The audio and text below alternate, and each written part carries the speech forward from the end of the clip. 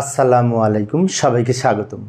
হিসাব বিজ্ঞান বিষয়ে আমরা যখন জাবেদা প্রস্তুত করি তখন অঙ্কে যদি বলা থাকে পণ্য ক্রয়, নগদে কি বাকিতে কি চেকের মাধ্যমে কিচ্ছু বলা নেই, শুধুমাত্র বলা আছে পণ্য ক্রয়।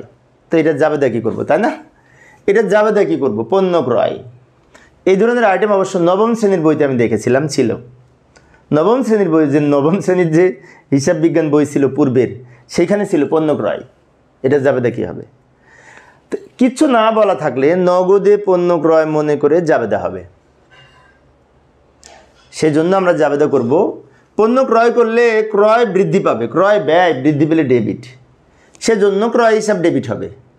আর নগদে মনে করতে হবে পণ্য ক্রয়, কিছু যদি না বলা থাকে তাহলে মনে করতে হবে নগদে কেনা হয়েছে, তাই নগদান হিসাব ক্রেডিট হবে। টাকা হবে এই 30,000 টাকা।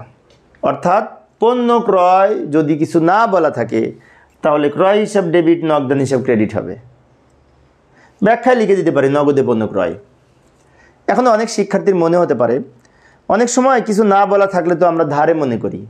হ্যাঁ, ধারে মনে করি যদি নাম উল্লেখ থাকে। যেমন বলা হলো রহিমের নিকট থেকে পণ্য ক্রয়, বা হারুনের নিকট থেকে পণ্য ক্রয়, বা আসলামের নিকট থেকে পণ্য ক্রয়, এরকম নাম উল্লেখ আছে। সেই ক্ষেত্রে কিন্তু বাকিতে ধরতে হবে যদি নাম উল্লেখ থাকে। আর যদি নাম না থাকে, লেখা আছে শুধু পণ্য ক্রয়, তাহলে সেটি নগদে হিসাবভুক্ত হবে, নগদে পণ্য ক্রয় মনে করে।